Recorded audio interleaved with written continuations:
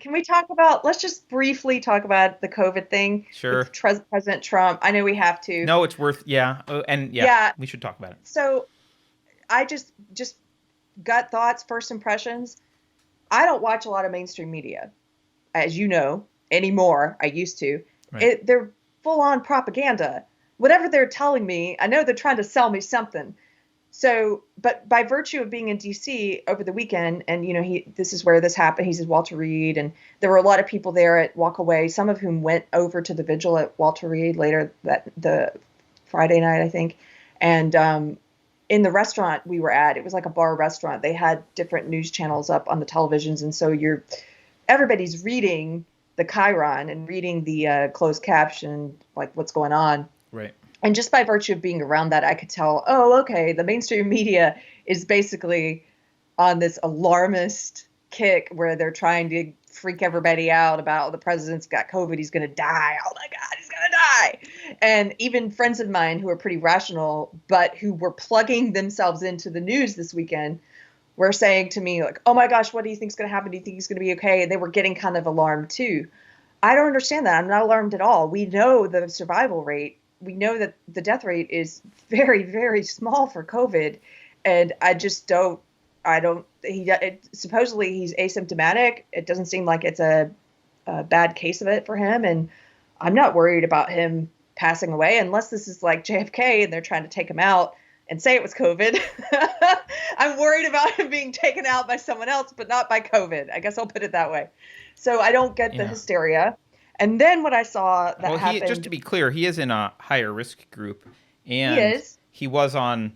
There was an indication that the doctors gave him steroids, which is not generally something you do for a mild case, but could have. I don't know. Yeah, but he's also the president, so they're going to take the utmost caution with Right. him and give him Right. presumably the best in treatment and preventative measures. And I guess I don't know. I have a I'm not very super low. worried. I'm just Yeah, playing devil's advocate. yeah. Yeah. I don't have. I'm not worried, but because the mainstream media spent 72 hours hyping this hysteria, because that's what they want to do, is keep you on this adrenaline hysteria drip where you're just constantly alarmist. The world's going to end. There's Nazis everywhere, and the president's going to die, and Russiagate, and just this total, complete, overblown paranoia. Then he decided to do a drive-by. Yesterday, was it, that he drove by in a motorcade and just Yeah. waved at supporters who were there to wish him well at Walter Reed and who were there with a vigil. And then what did the media do? I thought this was very telling. They freaked out. They freaked out because by virtue of him showing himself and being but just by driving by, you can say, oh, okay, he's allaying concerns, which is what a good leader would do. Yep. If he's doing well, let you know he's doing well. What's better than letting you see him? Physical proof, right? So he drove by, did well. They flipped out. They're so angry. They're so angry that he did the drive-by. They're trying to paint it in a negative light. And I saw someone on Twitter had a good point. They said if it had been Obama, they would have said, Obama shows strength and resilience and goes to wish his well-wishers well. Or that's a bad Right. phrasing, but he goes to make an appearance and to calm the fears of his supporters. Yep. Or to calm the fears of Americans. But Yep. but because it's Trump, yeah, it's just, I don't know. I did see reports he would even leave today. I don't know if they're true, but the Yeah. hospital. But yeah, the thing that bothers me most about this is just this kind of. I hate when things in reality happen that serve to solidify stupidity. And this is one of those things to me. They're like, well, Trump didn't wear a mask, therefore he got COVID. That's the implication, right? And I just, there's two big no's to that. One is that's not how statistics works. Even if wearing a mask did help prevent COVID, one example does not make your case for you. But the other thing that really bothers me about this is look, we don't have to question. People, by the way, can I cut in there to give an example of that? People don't understand statistics. Yeah, of course. And so a good example is when 23andMe and these other DNA testing sites came out. There were people who got angry and were trying to sue because they didn't understand statistics. And they would say, hey, you told me I had only a 20% chance of developing Crohn's disease, but I have Crohn's disease. Right. And it was like, yeah, that's Right. statistics. But you have a 100% chance of retardation. So did you Yeah. notice that one? Yeah, no. So they don't get stats. But here's the other thing, and because I don't want to have arguments about the effectiveness of masks or this or that. I'm going to take the mainstream mask argument. I'm going to use their own mask arguments.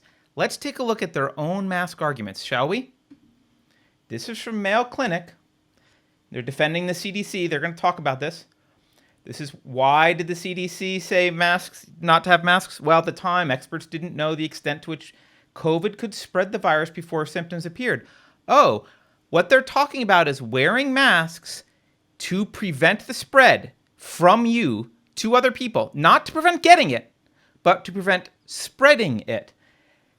Different types of masks, they go into it. Surgical masks may protect others by reducing exposure to the saliva and respiratory secretions of the mask wearer. All their stuff. Asking everyone to wear cloth masks can help reduce the spread of the virus by people who have COVID but don't realize it. The mainstream narrative even, not even a counter narrative, the mainstream argument, the thing that we're just going to obey the CDC, we're going to listen to the CDC. Masks are for preventing the spread when you have it. So Trump not wearing a mask doesn't mean he doesn't get it. It means Biden gets it because Trump didn't wear a mask. That's what it means. You are retarded if you are out there saying, see, he didn't wear a mask and he got COVID. You have retardation. Congratulations, you've tested positive. That is not how masks work. That's not even how your side thinks masks work. That's not what anyone is saying about how masks work. That's not how they work. The whole argument for masks is to prevent the spread in case you are asymptomatically positive for COVID. That's the whole argument. So I guess they could complain if people at the debate got COVID and they could say, well, Trump should have worn a mask. But they can't say, see, Biden's wearing a mask and he's protected. That's not how it works. It's not how it works. That's what bothers me. And so it bothers me that there's now a bunch of mask Karens running around going, see? And they're citing these two things. Like, one, an anecdote, and two, a backwards anecdote at that, about how masks work. And they're doing it with this kind of arrogance, this like little autocratic arrogance of like, I'm right. This is I know everything. Like I don't. And these are the people that you want to vote and be in charge. This is why I hate democracy. This makes me want to hate democracy. I'm just in a mood today. Now I'm hating everything. Today. I can tell. First it was the Pope. Now it's fine. democracy. Go ahead. So, do you want to do some super chats? And while you're doing it, I've got a little bit of something to say about the masks since we're talking about them again. Yeah, I'll find super chats. You start talking about the mask. Well, I posted. We already talked about it in the last video I was on with you, where I posted that meme calling the mask a face burqa and really tapped into some people's vitriol. Wow. And it's funny because my opposition to masks is not even rooted in the arguments for or against them scientifically and whether they work or not. It's not even rooted there. My opposition to the mask, if I didn't make it clear, is rooted in the negative consequences, I think, for wearing them psychologically and culturally. So I don't think it's good for us as human beings to put these things on our faces and for kids who know nothing else to see this everywhere. I think this is hurting us. I think it's making us more compliant. I have a lot of concerns about what the masks are doing to us as a people. My only opposition, frankly, is the mandatory nature. That's it.